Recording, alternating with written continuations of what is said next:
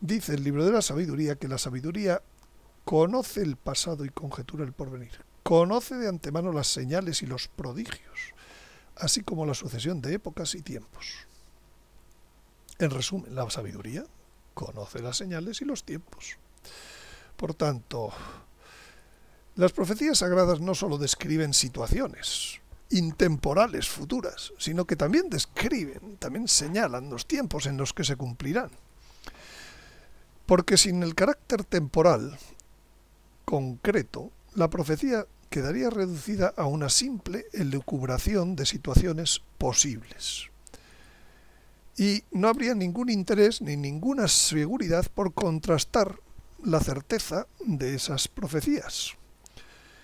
Sería un mero un juego intelectual, un mero posibilismo, una profecía, no una lámpara que luce en lugar oscuro para guiar al pueblo. Por ello,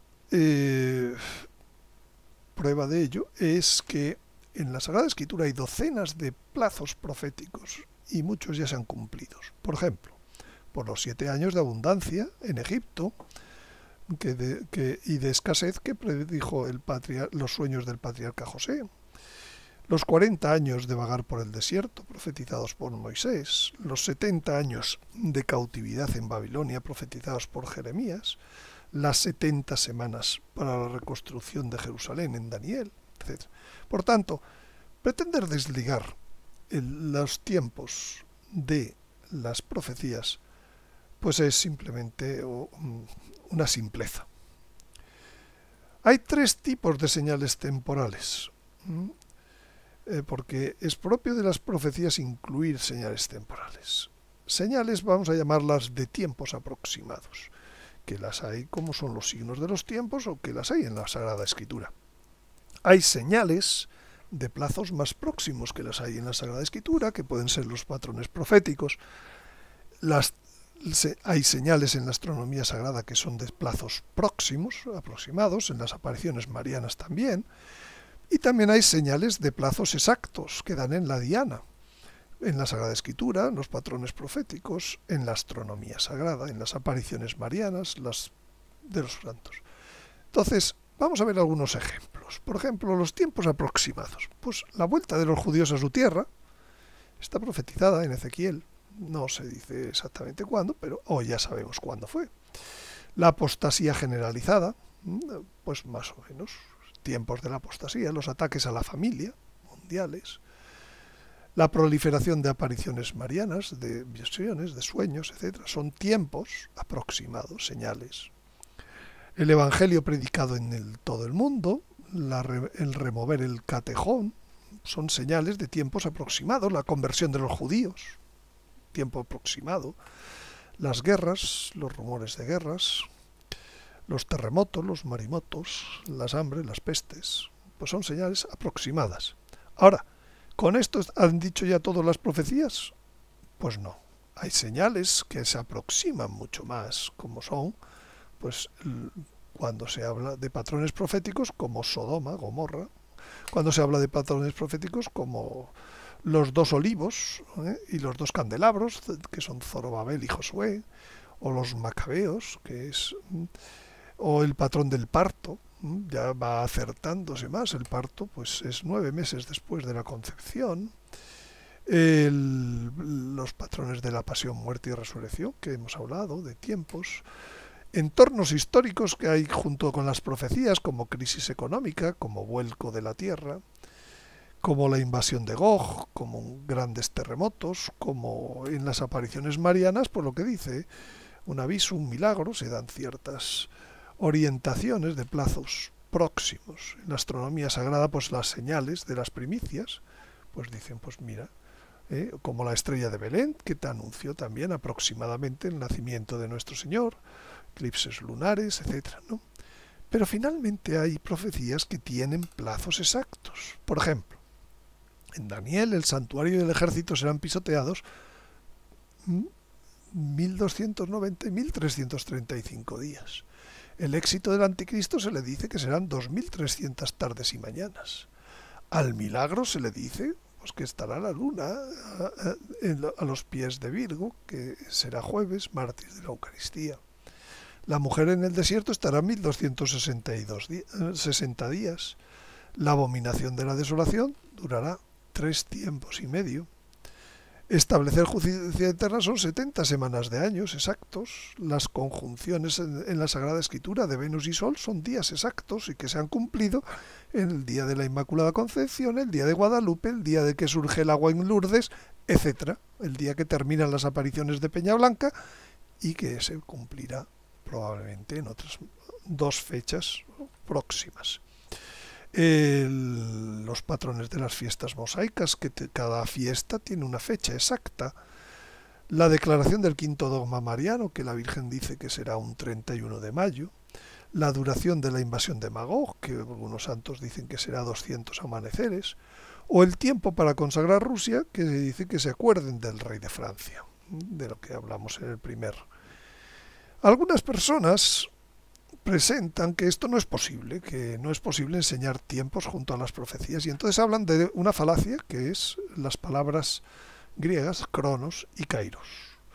Dicen que esos 2 conceptos, cronos es el tiempo del hombre, quiero decir, todo esto son inventos, como ahora veremos, que no se ajustan para nada a la literalidad de la Sagrada Escritura, como ahora veremos.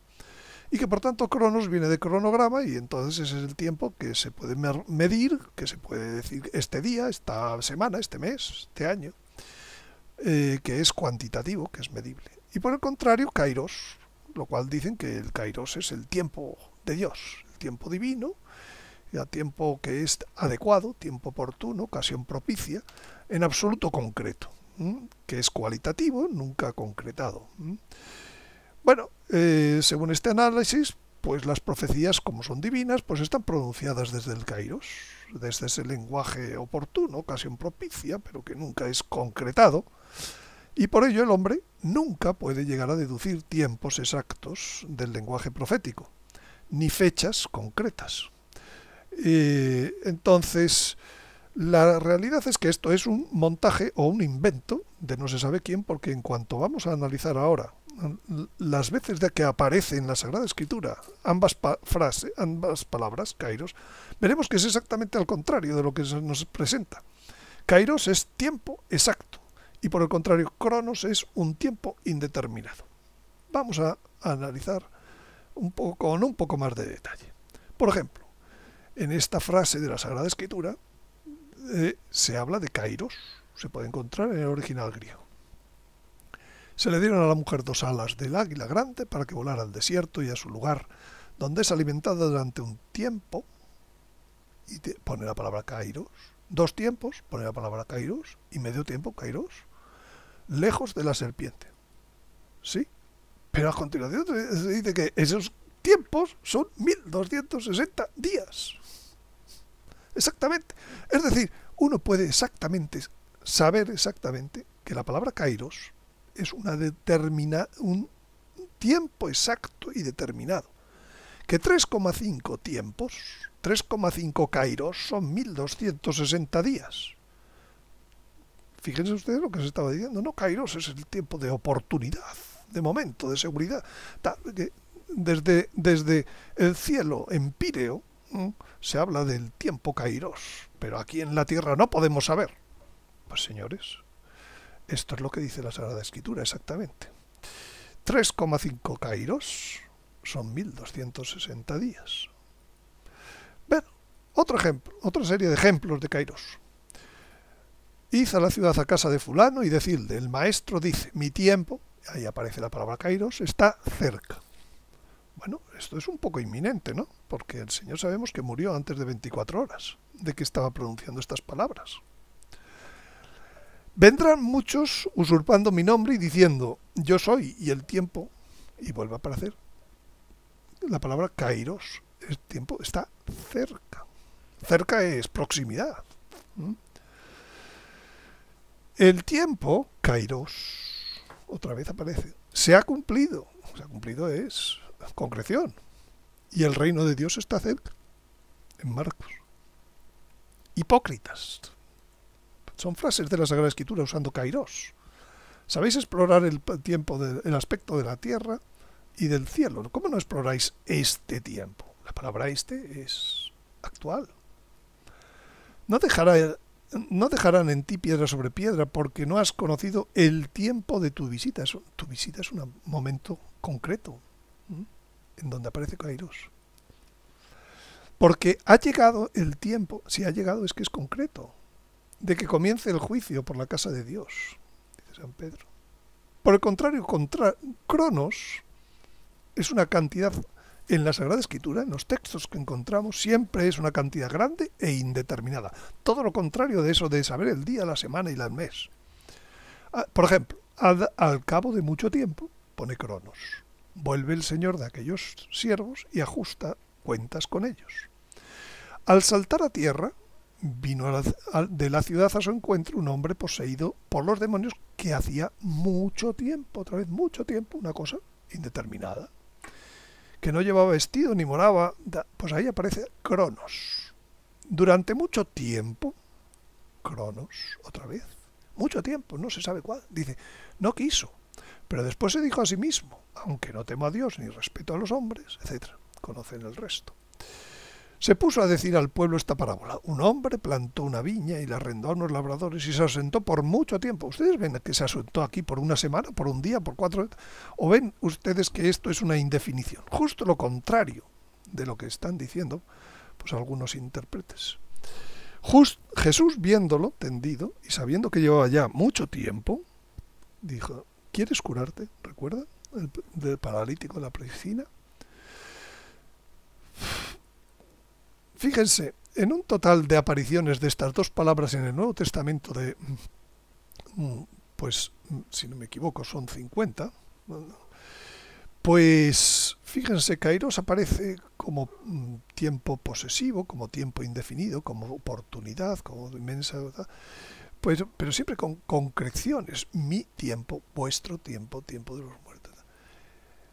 En otras ocasiones aparece como épocas históricas, aparecen cuando el tiempo hay que definirlo como medida exacta, como ven, es como Kairos. Cuando hay que decir que es inminente, como Kairos. Cuando se dice que una oportunidad, pues cercana, Kairos. Algunas veces como indefinido, como posesivo.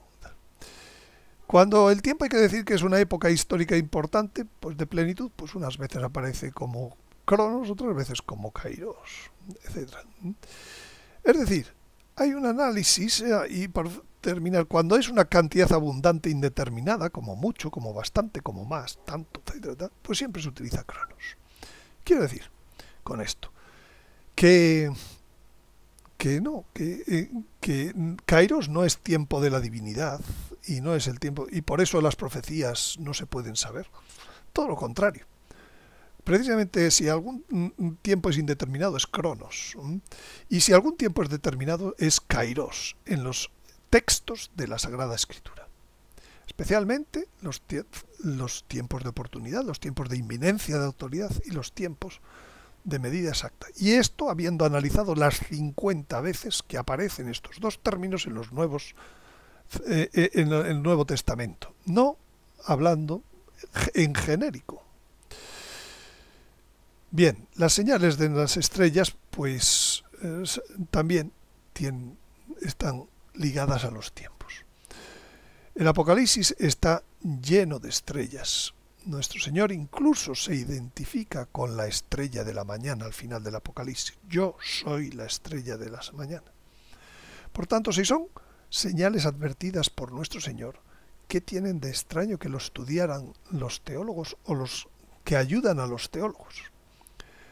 Requieren un estudio específico estas señales. Son señales muy claras, ligadas a tiempos, y se confunden con la astrología. Se confunde como la diferencia. Hay personas que no entienden la diferencia entre profecía y adivinación y lo confunden.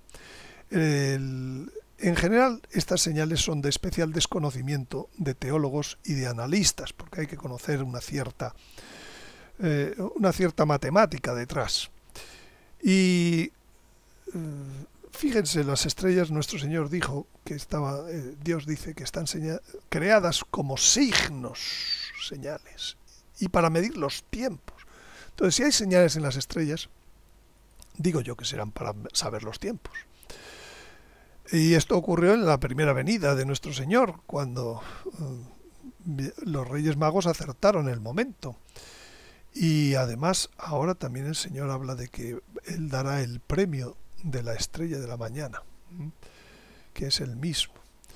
Y sobre todo cuando realizados los primeros análisis, una serie de análisis, pues uno se da cuenta que encajan perfectamente estas señales con plazos de profetas del Antiguo y del Nuevo Testamento, y que refuerzan el sentido de apariciones marianas.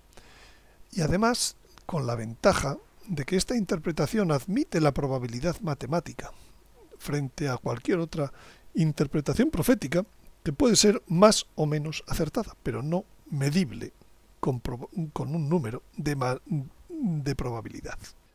Pero sigue diciendo todavía el Apocalipsis: si alguno quisiera hacerles daño, les saldrá fuego de la boca y devorará a sus enemigos. Y si alguno quisiera hacerles daño, de la misma forma deberá morir. Por tanto, ahí hay una referencia a la inmunidad durante su testimonio frente al anticristo. Ellos tienen el poder de cerrar el cielo para que no llueva durante los días de su profecía. Elías cerró el cielo durante 3 años y medio en su vida en la tierra, en su primera parte de la misión. Piensen qué país agrícola ganadero puede aguantar 3 años y medio de sequía. Y tienen poder sobre las aguas para convertirlas en sangre y para afligir la tierra con toda suerte de plagas cuantas veces quieran.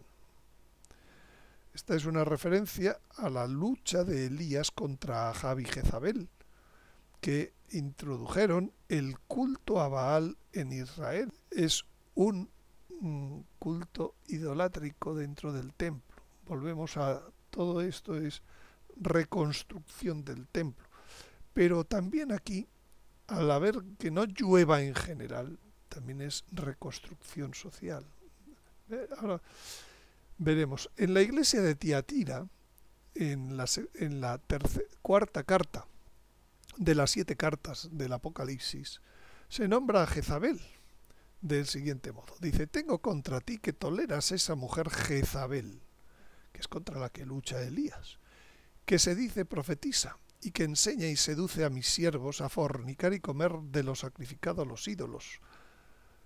Le he dado tiempo para que se arrepintiera, pero no quiere arrepentirse de su fornicación. Bueno, este modo de... lo propio de Baal era la fornicación sagrada en el templo. Hoy en día el templo, la iglesia, está con una verdadera enfermedad de estos temas, y viene porque ha sido en estos momentos es cuando viene Elías, y sigue diciendo el Señor: mira a ella, voy a arrojarla en el lecho, y a los que adulteran con ella en una gran tribulación. Esta frase como que de nuestro Señor, la gran tribulación, como nunca hubo hasta entonces, ni después habrá, a no ser que se arrepientan de sus obras. Entregaré a la muerte a sus hijos, y sabrán todas las iglesias que yo soy el que escudriña los corazones y las entrañas, y os daré a cada uno según vuestras obras. Es momento ya de juicio. Pero a los demás que estáis en Tiatira, no todos son como lo de Baal. Todos los que no seguís esa doctrina y no habéis conocido las profundidades de Satanás, como ellos dicen, el hacer esas cosas es la profundidad de Satanás. Yo os anuncio que no pondré sobre vosotros otra carga. Conservad con firmeza lo que tenéis hasta que yo venga. Está cerca la llegada del Señor. Al que venza y al que guarde hasta el fin mis obras, le daré potestad sobre las naciones, sobre el reino, el cetro de hierro. Y las apacentará con cetro de hierro, como el hijo varón. Y las romperá como vasijas de barro, como yo también recibí esa potestad de mi Padre. Y le daré la estrella de la mañana. Acabamos de ver en las señales lo que significa la estrella de la mañana. Es el mismo Señor y la Virgen, que inhabitarán en nuestros corazones hasta que sea Cristo todo en todos. Elías, por otro lado, era un hombre normal. Su nombre significa Yahvé es mi Dios. Elías era semejante a nosotros en el sufrimiento, era una persona austera, vestía de pieles y con una faja ceñida a la cintura. Y era un hombre que se desanimaba, quiero decir, como nosotros, sentándose bajo una retama, imploró la muerte, diciendo: ya es demasiado, Señor, toma mi vida, pues yo no soy mejor que mis padres. Hemos dicho que Dios prueba hasta el límite. Nada tiene de extraño que Elías dijera: Señor, hasta aquí hemos llegado, ya es demasiado. Y él requiere ayudas extraordinarias, y entonces Dios le da ayudas extraordinarias. Elías se levantó, comió, bebió, un ángel le toca y le pone un pan, y ese pan le dice: come y bebe.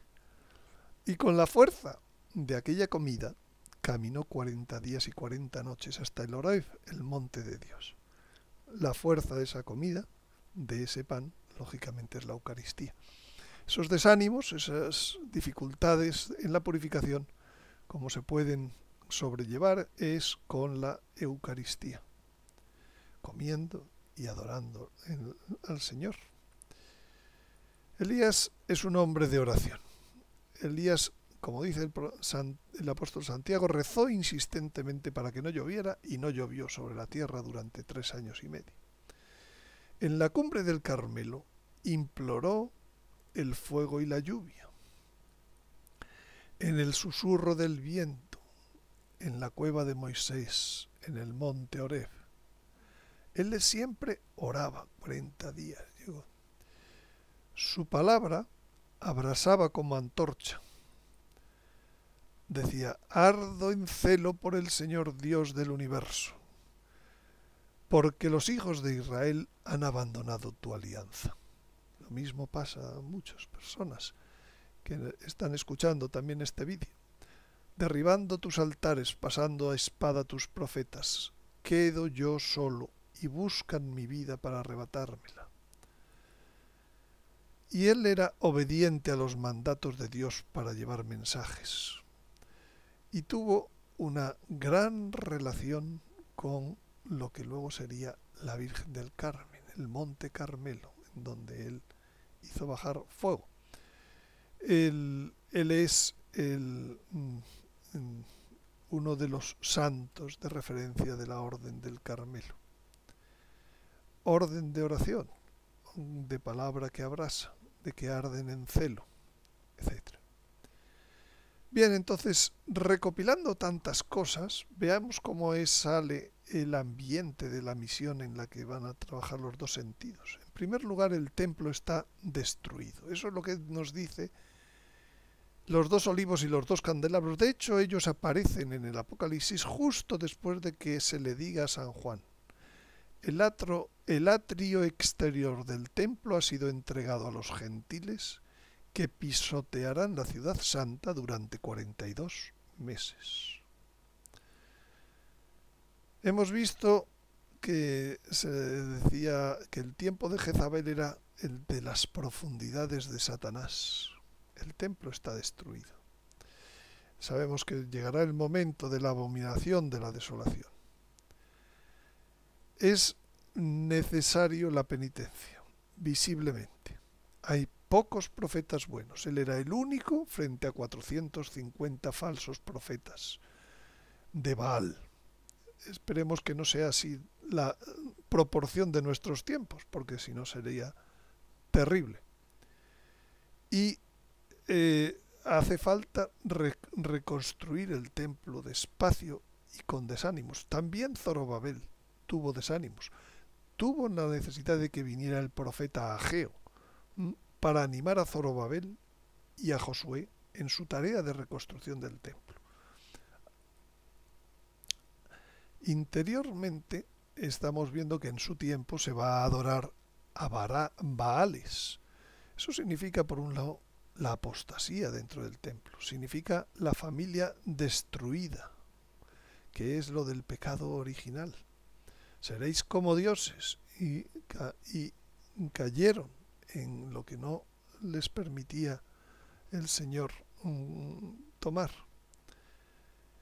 Y hoy también hay multitud de pecados de la carne. Y también sabemos que llegarán incluso por esas vías los nefilines. Por eso viene Enoc. Todos estos son los elementos que con 4 pinceladas al hablar de Elías se está describiendo el momento de nuestros momentos. Pero también se le dice a Elías, cuando está absolutamente desanimado y se le manda para que unja a nuevos reyes, se le dice, no temas, porque no es que no quede nadie, quedan 7.000 personas en Israel que no habían adorado a Baal durante toda esa época tan perversa. Y la siguiente época también nos lo dice esa carta de Tiátira, el premio al vencedor. Es un premio que se está rigiendo con cetro de hierro, es un reino. Y es un nuevo templo. El mismo Señor dentro de nosotros. Le daré la estrella de la mañana. Por tanto, diciendo Elías y diciendo que son testigos de los 2 olivos y de 2 candelabros, se saca muy bien que esta es una referencia a los tiempos, a lo que estamos viendo hoy en día en los tiempos actuales. ¿Y cuál es la misión entonces que ellos tienen? Pues conjuntamente deben predicar la penitencia por los pecados y reconstruir el templo, como Zorobabel y Josué. Pero más específicamente de Elías, dice, fuiste designado en los reproches futuros para calmar la ira antes de que estallara. Debe calmar la ira de Dios sobre los hombres. Para devolver el corazón de los padres a los hijos y de los hijos a los padres. Hoy en día la generación más joven ha desconectado de la generación más mayor. Y no solo eso, sino que la generación mayor le importa poco lo que hace la generación joven. No se ha preocupado. Todo eso tiene que volver a la ley de Dios. Y a los desobedientes, llevarlos a la sensatez de los justos, dice el arcángel San Gabriel cuando le dice a Zacarías que su hijo va a ir con el espíritu y el poder de Elías, y se lo describe, devolver el corazón de los padres a los hijos y a los desobedientes a la sensatez de los justos, para preparar al Señor un pueblo bien dispuesto. Y restablecer así las tribus de Jacob, todas las 12. Felices los que te vean antes de morir, pues tú los devolverás a la vida y volverán a vivir. Elías también resucitó al hijo de la viuda en Sarepta, donde él se refugió. Por cierto, Sarepta es el lugar donde se refugió.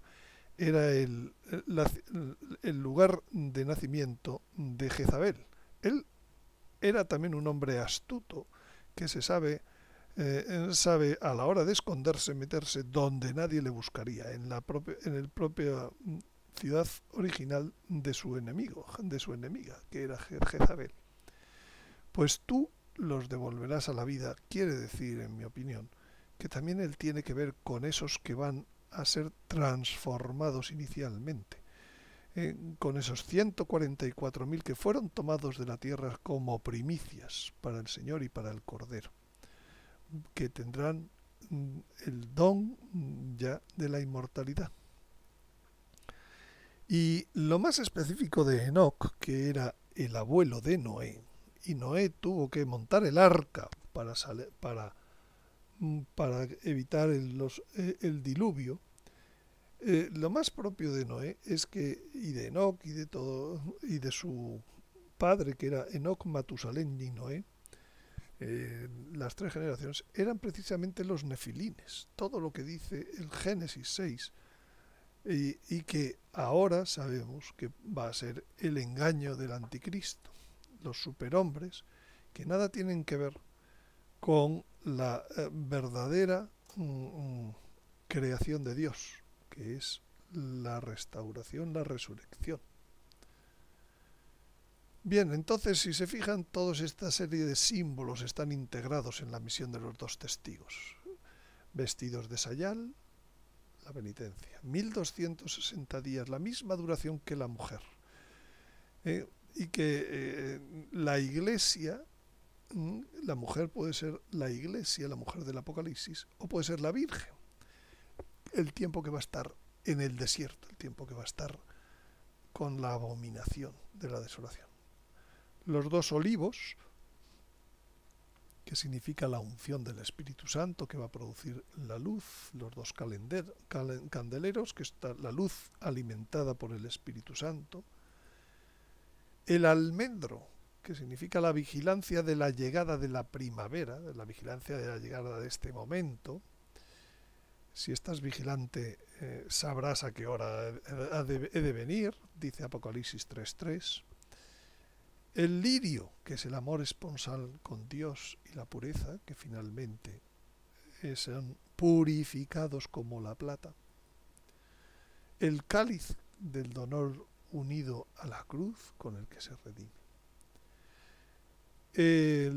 Zorobabel y Josué, que son la misión en varios momentos de reconstruir el templo, el último templo también. El reino, el llegar al reino de los santos, de ese sueño de Nabucodonosor, y cuando se habla de Jezabel y Acaz, pues se está hablando de la apostasía y de la fornicación. Cuando se habla de sequías y plagas, se está hablando de castigos de la naturaleza. Muchas gracias por su atención. Como siempre, pueden tener más información en el web garabandal.org.es, donde pueden adquirir estas diapositivas de estos vídeos, en el canal de YouTube Antonio Yagüe y en el canal de suscripción a novedades de Vimeo en la dirección vimeo.com/ondemand/hipótesis. Muchas gracias y les espero en el siguiente vídeo de esta serie.